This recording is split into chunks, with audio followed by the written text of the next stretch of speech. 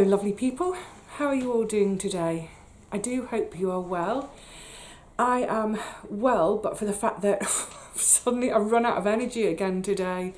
It's been a bit of a bits and bobs day. Every day's a bits and bobs day, but yeah, I suddenly felt like I was flagging in energy and I thought, right, let's have a sit down and let's have a chat with you lovely people, catch you up on some bits and bobs. I've got a couple more books, of course, and some of you may have seen my Facebook post a few days ago when I was saying I'd had to reach for my dictionary while I was reading a book. I'll reveal what that word was today.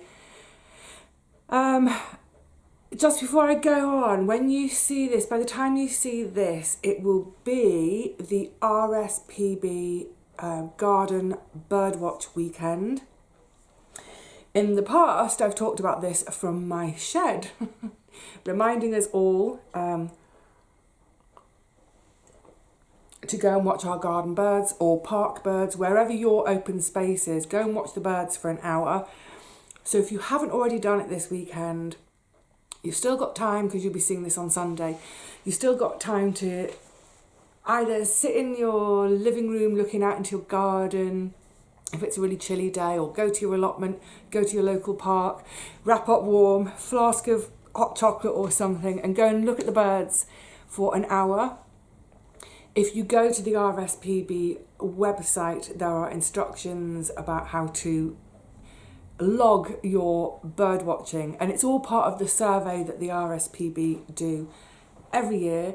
It is, I was hearing this on the radio the other day, I think apparently it's the largest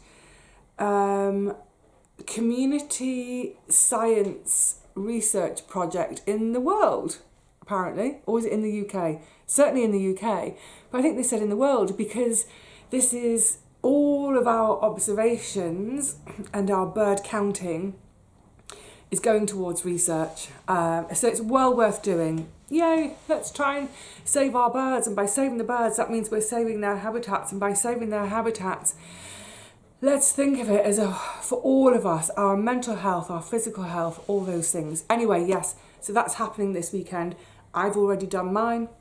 You can do it all online these days, so you don't even need to get the paper pack from the RSPB. You can just do it online. Mine's done. Yay! Now, oh my goodness, where to start?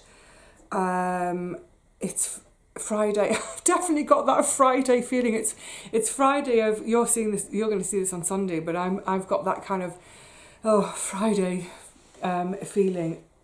I think it's just one of those winter things, isn't it? Energy in the winter with less daylight is probably so much to do with it. A few sleepless nights probably has quite a lot to do with it.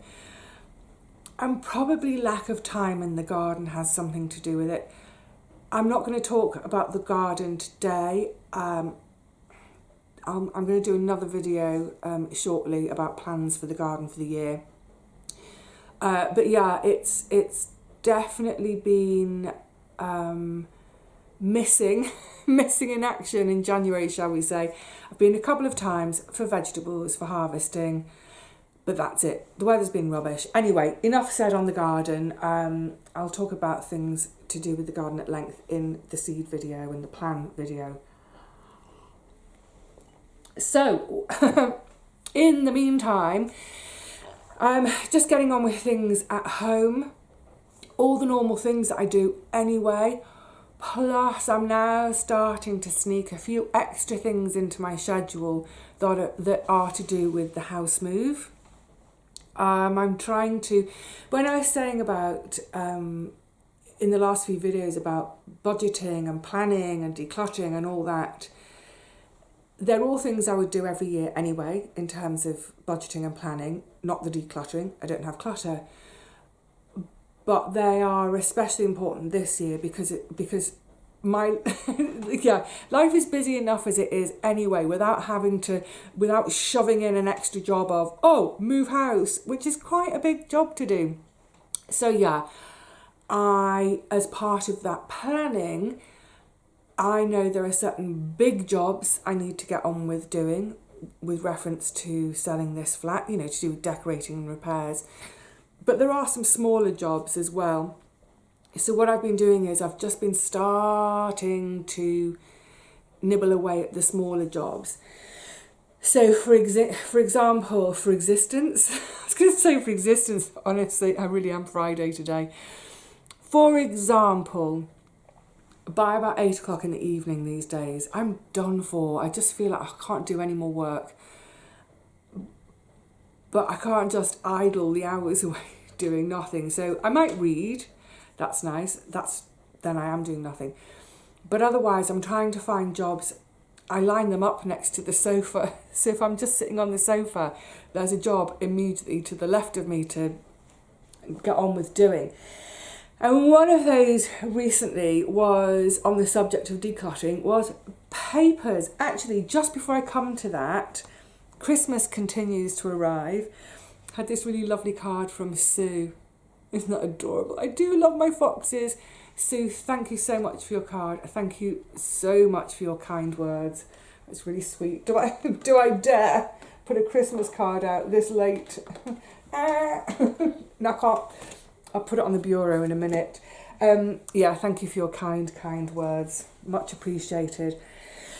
Yeah, so with the papers, the whole decluttering thing, I did have a little mini sesh, it's about 15 months ago now, where I was really quite ruthless, got rid of some clothes, got rid of shoes that had high heels, because there's no way I can put high heels on now with my wonky knees. But really, even doing that, there was not much. It's partly because I just don't bring much in. I just don't buy stuff. And the thing is, I live in a fairly small home. Essentially I live in one room. So there's not space to have, there is space to have clutter. I could have a massive pile of it in the living room and walk around it, but I'm not going to do that. But yeah, there's not space to have clutter, and there's not space to store things, those cupboards you never go in, and there's stuff in there that's been in there 20 years and you've never looked at. So generally speaking, I'm very disciplined about that. It's not an issue for me. However, one thing I have recently gone through, and I want to show you a couple of documents in a second. I decided it was time. I'd gone into my bookcase. That's going to come up. I've got rid of some books. That'll come up in a second. But in doing so, I had a mass of, imagine a couple of thick lever arch files, couple of them, full of paperwork. It was all to do with Auntie Teapot. So, for the last 5 years or so of her life, I had all her paperwork come here. So bills, bank statements, insurance, everything, all that kind of stuff. I used to have it come here. And it just meant that on days when, if I couldn't get down to see her, if it was a day when I was working, at least by having the paperwork here, I could spot any issues, I could make, phone calls. I could be more responsive to it. And besides, she didn't look at her paperwork. When I was kind of trying to get on top of things for her down there, they were just, she'd open the envelope, have a look, put it back in the envelope, and it would just be like down the back of her chair, shoved into the bureau. She had a bureau like this. She used to open the door and just shut it. The bureau just anyway. So I had a lot of her paperwork, and I thought surely by now, this is something to bear in mind if any of you are ever dealing with probate. It's nearly a year since probate was finalised and everything was finalised. So any of her bills, outstanding bills that I needed to pay, any of those refunds I was trying to get from those really naughty companies who'd overcharged us, I wanted to get the refunds, get all that money back in so that then I could disperse that to the family, all of that stuff. So it was about a year ago. I think it was end of February into March when it was all finalised. So I've got all this paperwork, and I thought, I really don't need to keep most of it. Surely I don't. Fortunately, I was dithering a bit about it Just like, because it's kind of, you start to worry about the legal ramifications of these things, you know, or don't you? I don't know. I did anyway. But I was having a chat with Paul, and it's really useful in our chat. I was saying, I don't think I need to keep this, do I? So what I did was I've gone through it all, whittled it down. I mean, I had years and years of, you know, invoices and statements. Really don't need it. So I've kept one of everything. So I've got, for example, with that, I've got old account numbers, her account number, the details of the last check I wrote for that business, whatever it is. Anyway, you get the gist. So one of everything. And so most things could be thrown out, shredded, what have you. So it's all done, which is great. So I've now got a really, really little folder. But in going through, and I wanted to share this with you today because it's sort of, it's a story that says everything about her character. So excuse me if I get a little bit weepy. I still get weepy, but it's not a sadness thing. It's weepy, it's kind of nostalgia and missing her, and you know, it's happy weepiness. So when I was going through the bits and bobs, look at this, isn't this beautiful? This is the deed document for, this is dated 1935. This was the deed for selling her property. I mean, look at it all in copper plate. Isn't that a beautiful thing? So this was the person who owned the property before Auntie Teapot. And it's written, is it to a man? Yes, it's a man. So it's the man who owned her property before her, and it's the conveyancing of the property that he got when he bought it in 1935. So then Auntie Teapot bought it in 1950, I think it was 52, 53. And I just thought it's such a beautiful document. And on it, her property is outlined. There's a gap next door where there is no property that was later built on. And then what I wanted to show you is, there's a main road here, she's on a side street, and then this is all fields, and her road just sort of peters out at the end here. Oh, excuse me, I'm having a hot moment. It's like someone said, you know, thank goodness for menopause in winter. Well, yes and no, because it's horrible. So the very end of her road just petered out. It was a tarmacked road, but it just petered out, and then it was fields and fields and fields beyond. What a canny woman. So this is another bit of documentation. Now this was hers. This is a land certificate. I love it all. I don't know if there's anything I shouldn't show that's actually within it. But anyway, this is the land certificate, another gorgeous looking document. After she had moved into her little bungalow cottage, a few years later, right at the end of her road, where the fields then start, there was just a little tiny, tiny bit of land. I mean, half the size of my living room here. And I don't know how she knew that it existed as a plot of land. It was completely separate to the houses and what have you. But anyway, I don't know how she found out about it, but she did. And she bought it. She bought this, a little bit of land right at the end of the road. Not big enough to build a house on. Nowhere near big enough to build a house on. Not big enough to build anything on.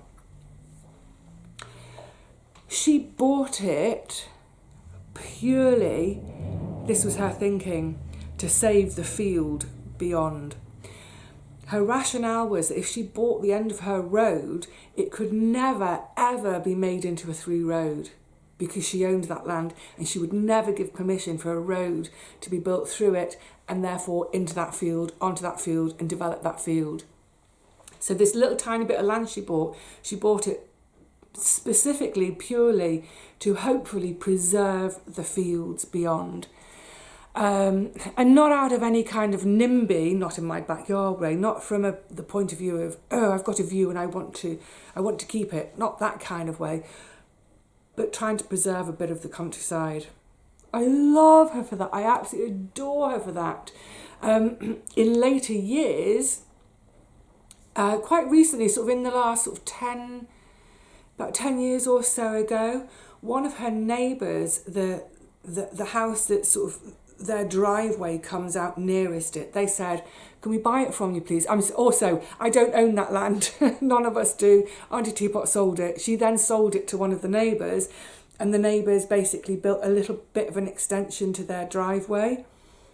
Great. And they've sort of planted all around it. It's really lovely. So that road can never, ever be a through road. The fields will be preserved. Except, yeah, it didn't quite work out to her wishes because there are two big fields. And, the arguments have been going on for years. Absolutely years and years and years now. But that land has now finally been sold. I mean, I don't blame a farmer. If you're going to get, thousands and thousands and thousands of pounds for your field, rather than getting less thousands each year for a harvest of rape or whatever it is. So finally a developer has got permission, and apparently they're going to build something like 1,000 homes on those two fields. There's a part of me, that argument was still going, that permission hadn't gone through until it finally went through just after Auntie Teapot had died. And you know what? I'm so glad she did not live to see the day when her two beloved fields are going to be tarmacked over and have a housing estate built on them, because she derived so much pleasure from her chair in the living room. She could look through the French windows and look out across the fields, and enjoy listening to tractors, combine harvesters.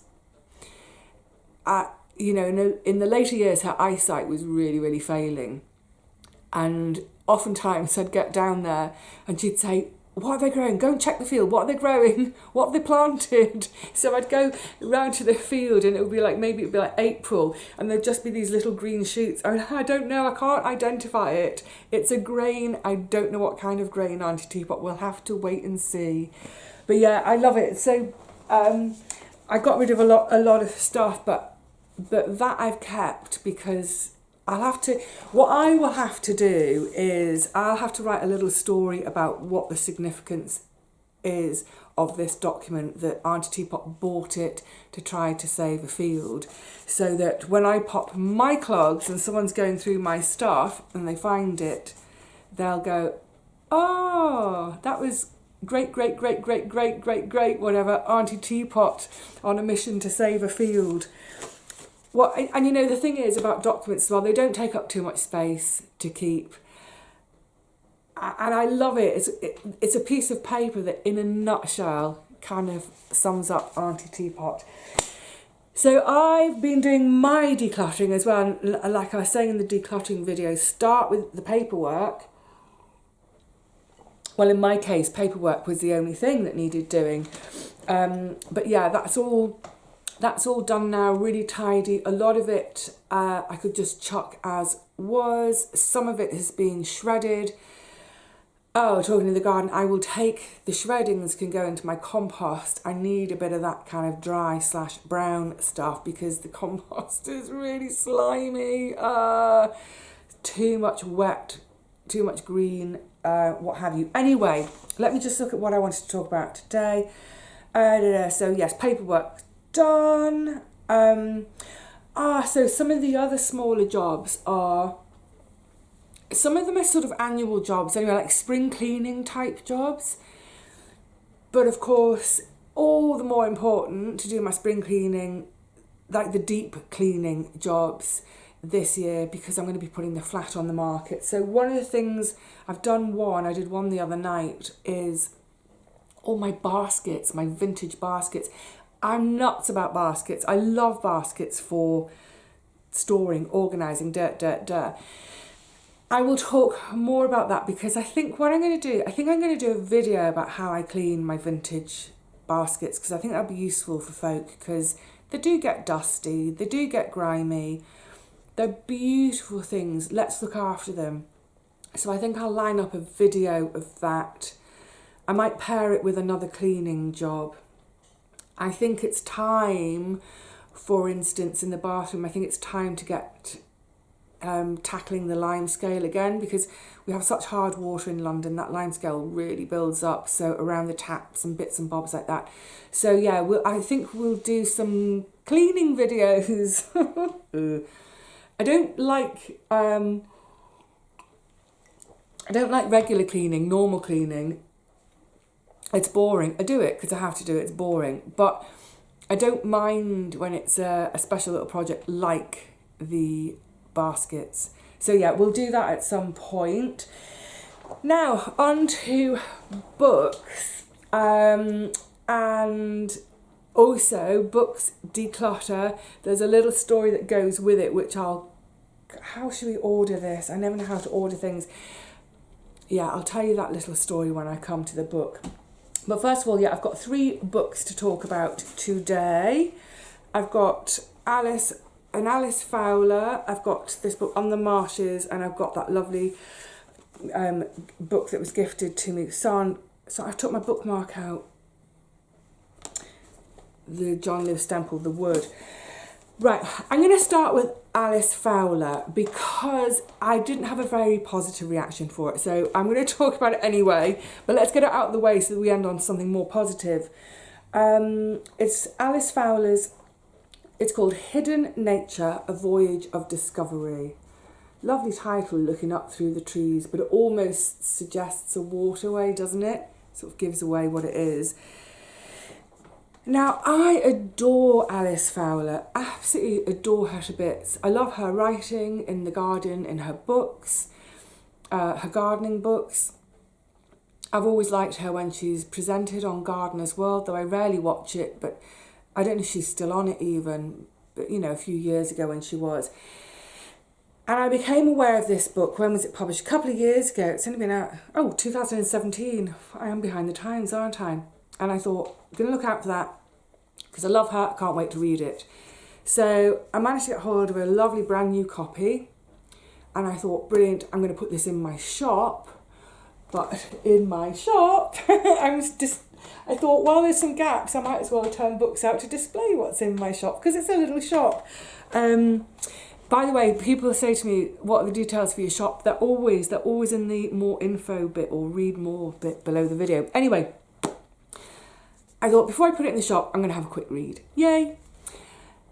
Now, when I read it over a couple of days. It's only a little skinny book. I must sort of fess up to the fact that I wasn't having a good time of it. I had a particularly bad couple of days with one of my knees. I wasn't weight bearing. It was horrible. I was grumpy because of that. I also, I had some heaviness in my heart, so that might have influenced how I responded to it. So I'm still gonna put it in the shop because it may be that someone else responds differently and enjoys it more. So essentially, in a nutshell, I guess she sort of feels like she's sort of stagnating in life a bit and she needs a bit of an adventure, and it just comes about that she decides to get a sort of a blow-up kayak. She lives in Birmingham, so she gets this blow-up kayak and decides she's going to go exploring the waterways, the canals of Birmingham, to see, is there anything beautiful out there? Are there, little pockets of nature? So yeah, hidden nature. Now, at the same time, so that's essentially what it is. It's her in her little kayak paddling up and down the canals looking for beautiful things. But at the same time, she's going through a journey, a personal journey. And that's maybe what I didn't like. I think part of the problem with it is it's very repetitive. It's very repetitive, She goes out in her canoe and there's no map. So it's really hard I would have loved it if there was a little map at the front showing the waterways she'd tackled and where she'd been. So all we ever know is that she's on the water again, she's paddling along, oh, there's a dead rat in the water, oh, there's a dead fish in the water, oh, there's graffiti on the back of a factory, oh, but look, there's a little flower, you know, oh, there is a little bit of beauty. But like I say, it's really repetitive. It feels like every single chapter is the same. She's out in the canoe, there's graffiti, there's the back of a factory, there's something dead in the canal, oh, but there's a nice little plant. So there just wasn't enough to keep me hooked. There is botany throughout, that's interesting, and also there is some sort of history of the canals, the engineering, that's interesting. But it just didn't add up to a book for me. Now the other thing that's going on throughout it, and it comes up quite early in the book, is she finally comes out. So she's 30, I think she's 37 or 39. She's been married for, I don't know how long, but it strikes me, I think they met at university. So she's been married to a man all this time. And in a way, this book is her transition. It's her journey through the waterways, but it's her journey out of a marriage and a heterosexual relationship into her life as a gay woman. And she gets a new girlfriend, and that's really exciting and fun and lovely.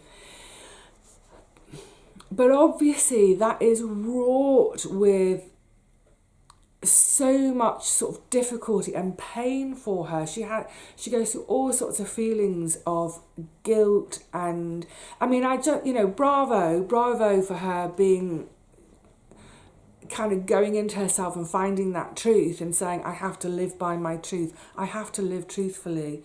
I can't imagine how difficult that is. And I think she expresses that thing of, especially once you're an adult, you know, if you've gone that far through life and you've had a marriage, you know, are people going to call you a liar? Is this a con, etc., etc. So there's all sorts of difficult emotions attached with it, and I have complete empathy for her. But again, I just didn't know, is that a book though? I can see how the two things, as an analogy, that's perfect, isn't it? Travelling through the canals, travelling out of a heterosexual marriage. I get that. I get why a publisher would go, oh yeah, that's going to work. For me, it didn't. It was, I found it, and that's why I said right at the beginning that I was heavy of heart before I even picked it up. But to be honest, I found it a bit miserable. And a bit like, at one point towards the end, she even laughs and says, you know, to one of her friends, yeah, I know, I'm a broken record. Well, that is kind of how it felt, you know. It's yet another day where she's in the canoe and she finds herself sobbing in the canoe, kayak, whatever it is. I did not care for it. I mean, it's well written, you know, her use of language, it's well written. She's a writer. She's a great writer. I love her writing for The Guardian. But as a book, yeah, it's yet another one of these books which is why, for instance, when I come to this, why it's so wonderful, because there's no kind of, it's like the X Factor sob story. It's like so many of those books I read this time last year, which, you know, tell me about your time in the Orkneys. I don't need to know how miserable you are every day. You know, we can write about nature. We can write about the wonder of nature and how wonderful it is for our mental, physical, spiritual, everything health, without having to talk about how miserable we are. Does that make sense? But that's not to take away, not for 1 second I'm not judging her not for 1 second for going through some awful emotions as she comes out, because I can't imagine how difficult that would have been. So I have a huge amount of compassion and empathy for her. I just don't think it made a book. But I read it and I got to the end of it, and it will go in the shop because like I say, I think someone else may like it more than me. Someone else, you may read it with it, you may be in a happy mood when you read it. I think that makes a difference. Anyway, so on to happier stuff. And then between these two books is going to be a little bit of a story of my own. So, again, I bought this for the shop and I thought, oh, I have to have a little read. Now, take note. Can you see the bottom of the spine there? It's a Little Toller Press book. And I often refer to my Little Toller Press books here. That's that format is, it's the old classics which they've kind of reprinted, saved from disappearing into the ether. These are their modern writers. The reason I gave this a go in the end, because it's all about marshland, and that's not an environment that I've ever particularly engaged with or been attracted to. I tend to prefer my sort of rolling English countryside. If you think of the rolling countryside of southern England, the coast, the seaside, whether it be, you know, sandy beaches or the craggy coast in parts of Devon and Cornwall. So yeah, marshland has never really appealed to me, but I thought, you know what, it's a Little Toller book, I'm going to give it a go. And I'll show you the map, because this one's got a map and we all need maps. You probably won't be able to tell from here, but this is the very beginning of North Kent. So here's London, and this is where we're going out towards North Kent. So the dark hatching there, that's the Thames estuary, and then whoop, then it becomes the sea. So Auntie Teapot lived here. So I used to take my train. Well, my train station would be about here, and it would go along through most of the stations are mapped on here, all the way out here. So I thought, oh, I'm going to have a look. Also, if you remember that little jaunt my sister and I had when we went to collect Auntie Teapot and we had chips on the beach, that was at Whitstable there. And that town, as well as, where is it, Faversham here, these are two towns which are, they're slightly on my radar for when I move. If I can't buy locally, if I can't afford to buy locally. Mind you, having said that, Whitstable, the prices are going a bit, so I thought, yeah, I'll give it a read. And I'm so glad I did. It's a very simple, quick, easy read. The author has worked for the RSPB, so I haven't even thought about how I'm going to talk about this book today, but she is worked for the RSPB. This area here, this peninsula, the Hoo Peninsula, it's very marshy, it's very wild. She's on a reserve, an RSPB reserve up here. And she decides she wants to walk through the marshes, and I think it takes place over the course of a year. Again, there's a little bit of the redemptive story to it. What is going on with books these days? Why can't people write a nature book without having to have some redemption? There's a bit of a redemption thing, a breakup of a relationship. Anyway, okay, I'll forgive it. I just hurt my head, that'll teach me. But what I loved about it is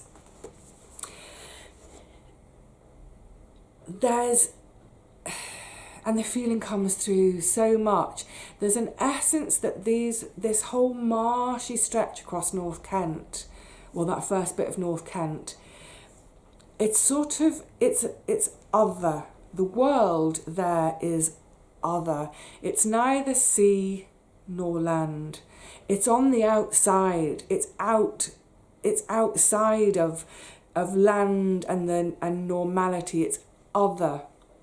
And the people who live there, they are other too, in so much as they have, for whatever reason, either rejected or been rejected by this sort of normal society. The normal society of work, work, work, buy a house, get married, have 2 kids, buy a house, have a mortgage, work, work, work, work, work. So if you think of kind of that normality of work, and buy property is sort of the people that are on the land, the people in the marshy areas, they are as other as the space in which they're living. And like I said, they have either rejected it or been rejected by it. And I loved it. I think I've always had a sort of an empathy for people who live slightly outside of norm, if you like, the normal. People who live another way. So I loved it from that point of view. She meets some really interesting characters. And all the way through, I was thinking, literally everyone she met and all the different places, whether it be people living in woods or the Plotlanders or caravans out on marshes, I kept, all the way through, I was thinking, oh yeah, I could do that. I would be happy to be other. Because I feel that a little bit. I feel that I have a life which is one foot in normal and 1 foot in other. If that makes sense. I don't know if I'm going to sound like an absolute crackpot now, but yeah, I do feel other, and so it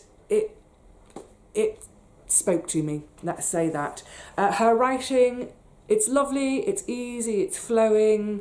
I found it thoroughly engaging and really made me, actually this is a sign of a good book, isn't it? It really made me want to go and explore all of these areas, because that peninsula bit that I was showing you, it's called the Who Peninsula, and it's sort of the very first bit of Essex. This is kind of Greater London all around here. So this is the first bit of, did I just say Essex? I meant to say Kent. That's Essex up there. This is the first bit of Kent after leaving London. And I just love the idea that, you see, people have wanted to develop it for years, put an airport there, do this, do that, but the land is rubbish, it's marshy, it's boggy. I love the idea that this city that wants to encroach, it's so hostile to being encroached on that it has stayed wild. Oh, I love that. So yeah, testament to a good book. It makes me want to go exploring. It makes me want to go out with a knapsack and a pair of binoculars and go and look at what birds are around. I'm not really a birder, but also in particular Faversham, the town that's down here, it's very near all the creeks.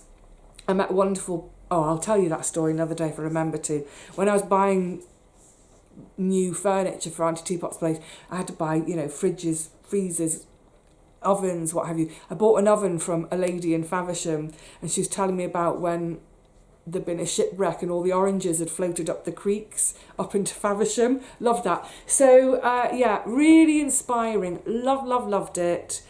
So much so that I thought, you know what, I think what I need to do, whilst the weather's still grotty, because like I was mentioning in a previous video in terms of house hunting, when you go and look at a place in summer, to me, I love everywhere in the summer. I love it because it's summer. Everywhere looks great in the sunshine. So what I thought I'd do in the next few weeks or so, I have to think about my timing, but towards the end of February, maybe into March, is I'm going to jump on the train and take a day to go and look at Faversham, have a really, really good explore.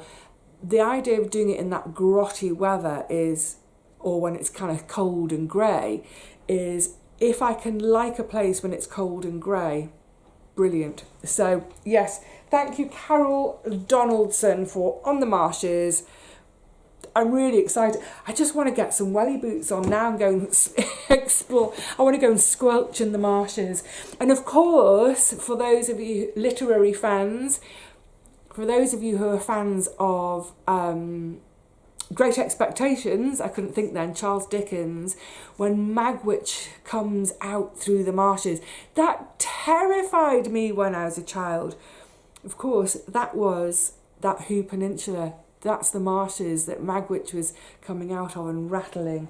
Because of course also around the area, sort of Chatham, Rochester, that's very much Dickens country.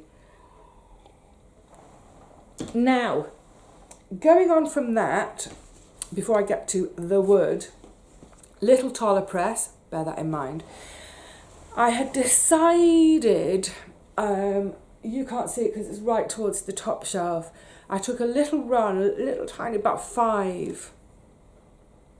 Was it 5?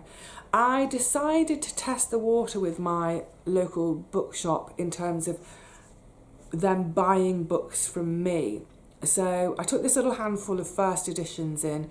They weren't like mega old or rare. They were actually from the early 90s, but they were quite a niche author. Anyway, so I popped along and, presented I said, I'd like to sell these books. Can I leave them with you for you to show your buyer? And they said, actually, the buyer's in today. He's just up at the back, go and take them, let him have a look. So I took them over and I said, while you're having a look, I'm just going to go and have a browse, of course. So I was having a browse and I went to the Little Toller Press shelf in the shop because I thought, if I get some money for my books, I might treat myself to one book but put the rest, in my savings. So I went to the Little Toller shelf and I was like, I've read that, well, I've got that, I've read that,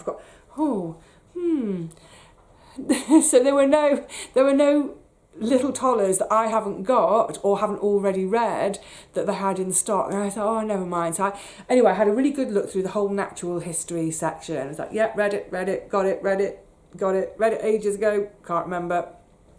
So in the end, I didn't buy anything, which actually, in hindsight, I'm glad, because the money from the first editions, it's all supposed to be going into my house moving fund. And the Little Tollers, these ones, they're not cheap. They're between £12 and £15 each. So you know what, in hindsight, yes, like I said, I'm glad that they didn't have anything new in. I mean, I could have ordered one from them, but no. Anyway, so I left them with me money in my hand, yay! And I was coming down the hill and I thought, right, I'm going to go straight to the post office and deposit this money in my little post office savings account, and that's all going towards when I move for things like fabric for curtains, and obviously I'll need white goods. My toaster's just broken. I can make the toaster work if the sidey bit, it won't stay down, it just comes straight back up. So what I have to do is at an angle with the cast iron lid from my cast iron pan, I have to balance that on it to hold it down to toast, but it also means it doesn't pop up. I have to stand there and watch it and then take the lid away. Woo! Anyway, so saving up for all those little, actually some quite big bits and pieces. So, yeah, good, I didn't spend it. Come on down to the post office. But before I could get to the post office, I bumped into a friend who I haven't seen since we've gone into the new year. So the first thing is, hugs, Happy New Year, how are you? How's life been? And as always, when we bump into each other, it was a case of, what you up to today? What have you been doing? And I was fresh out of the bookshop and all giddy, and I said, I've been to the bookshop to sell some books related what I've just told you. And I said, and I was looking in the natural history section. I was going to buy myself a book, but I didn't, which is a good thing. I said, there's a publishing house I really love, Little Toller Press. Most people haven't heard of it. And my friend said, I love Little Toller. I love Little Toller books. I didn't know you liked Little Toller. I said, yeah, I didn't know you liked Little Toller. I mean, how can I have known him all these years? How could we have been friends all these years and not known about each other's obsession with Little Toller books? Anyway, so that was lovely. So we were having a really lovely animated chat and sort of telling each other which ones we don't have in our collection and which ones we want next, and etc, etc. And then we got on to, one of them is called South Country by the poet Edward Thomas. It's not a book of poetry, it's his reflections on, I think it's the Sussexes, as in East and West Sussex, not the Royals. Is it Sussex and Wiltshire? I'm not sure. But it's prose writing, Edward Thomas. So we were talking about that, and I said, oh, I love Edward Thomas as a poet. And he was like, I love Edward Thomas as a poet too. So he's like, hang on, this is crazy. We've known each other all this time, and we've never shared that. Anyway, so I completely forgot about going into the post office. I came home because he was saying, he was giving me some titles to look out for. So I was scribbling in my little notebook in the street, and then it's like, right, must get on. Okay, nice to see you soon. Came home with a big happy smile on my face because A, I've seen a friend I haven't seen for a while, but B, to find out we've got this shared passion, this shared love. And I don't know, I'd been back home about 5 minutes, and he texted me to say, what an absolutely gorgeous moment, and I'm so glad we've got that in common. We can now talk about that amongst all the other things we talk about, because the pair of us are talkers. So I thought, oh, it's just so lovely. And then before I got back into my work, I've got a kind of a volume of English verse. It covers many, many, many years. So I thought, I'm just going to have a little quick read of an Edward Thomas poem before I get back to work. His most famous one probably is Addlestrop. Is it Addlestrop? Is that what it's called? Addlestrop. It's beautiful. It's so beautiful. It's so evocative. Oh, love it. Anyway, so, and that leads into, because then I was going to sit down and read The Wood. And the first thing I see, well, one of the first things, is it the first page before it starts? Where did I see it? There's a quote. Yeah. So let me show you. Okay, there's the book. Go to the first page. Title page. First thing is a quote from Edward Thomas.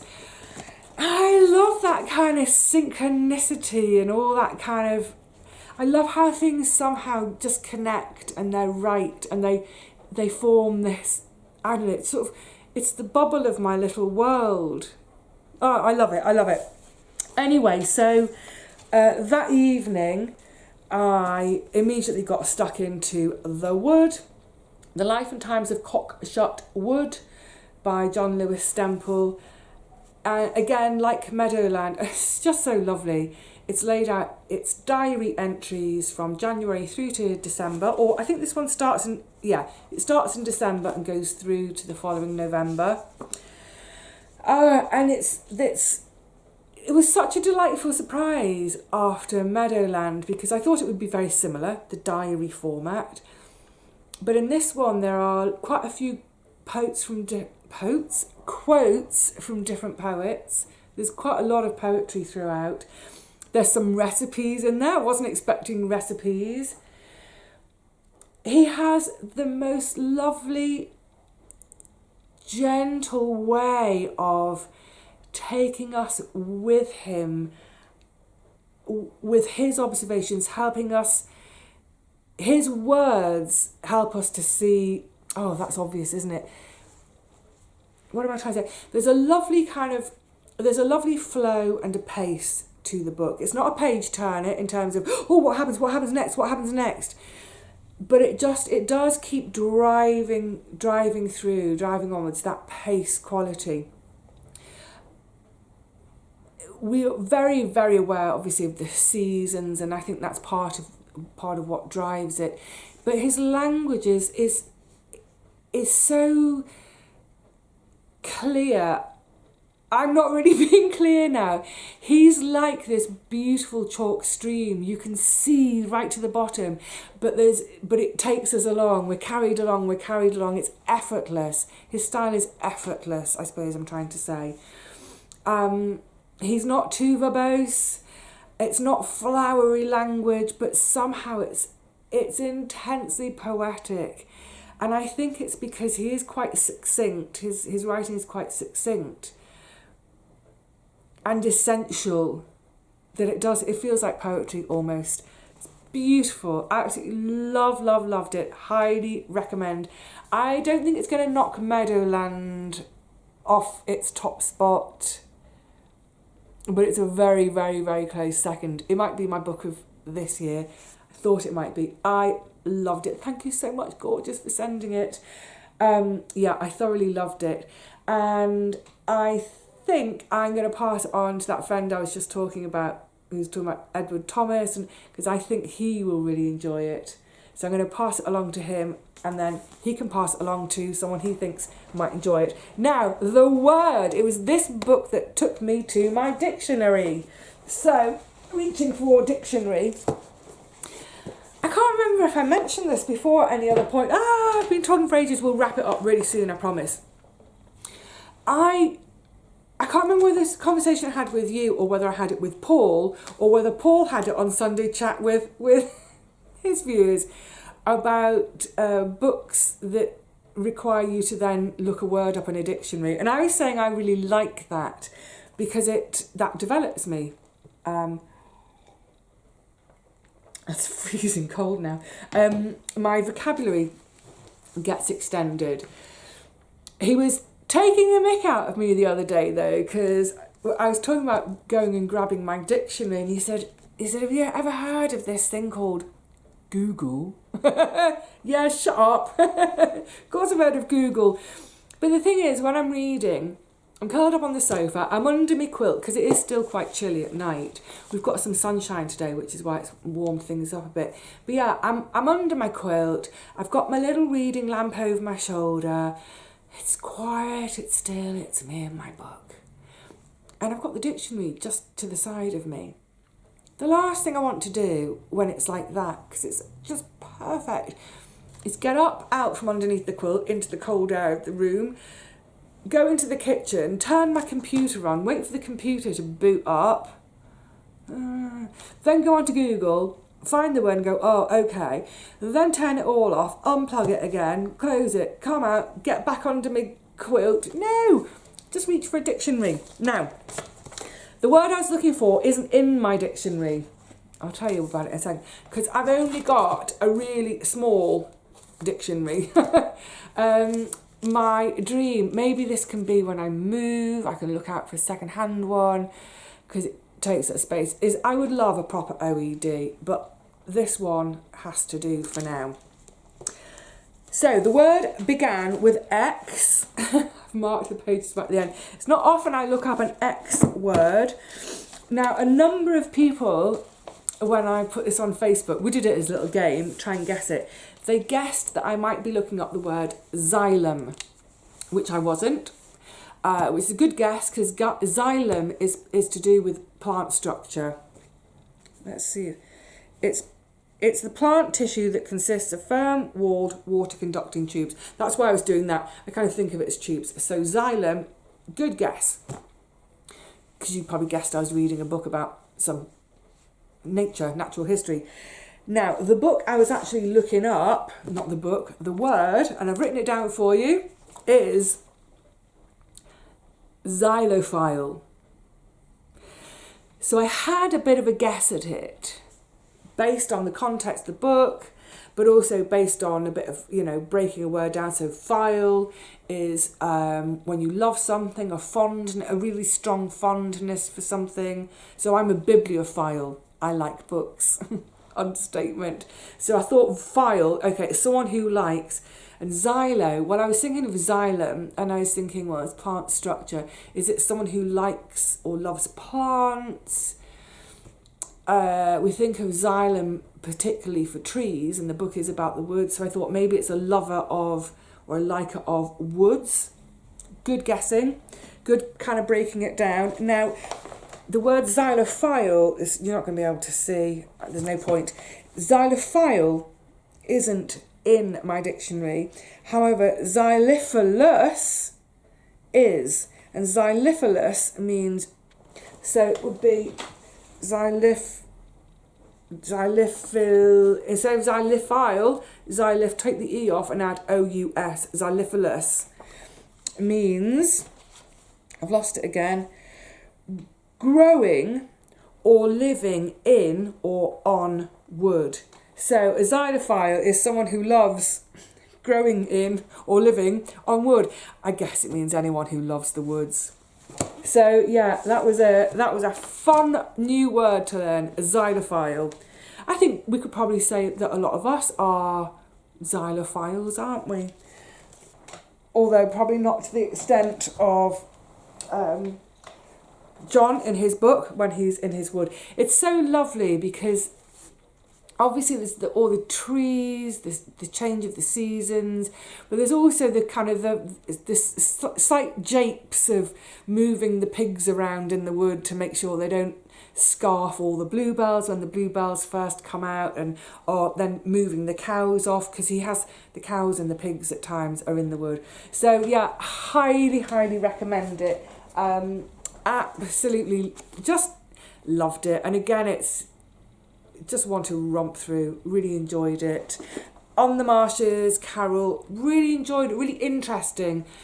I don't think, I said earlier on that I loved it, didn't I? No, I wouldn't say I loved it, I really liked it. That's a love, that's a really like. And then sadly the Alice Fowler didn't do it for me, did not do it for me at all.